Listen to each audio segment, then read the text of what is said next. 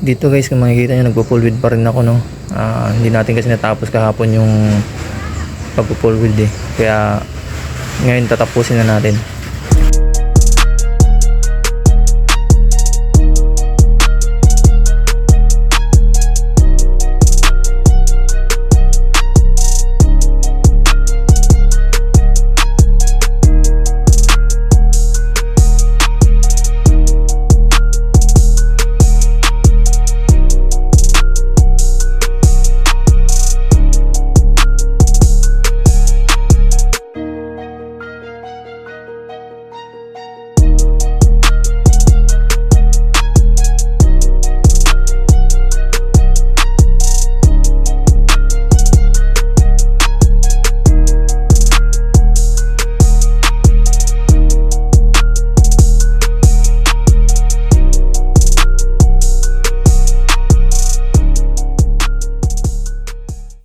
At dito guys, pagtapos ng mag full wheel, tinulungan ko na yung mga tropa natin magtambak, no.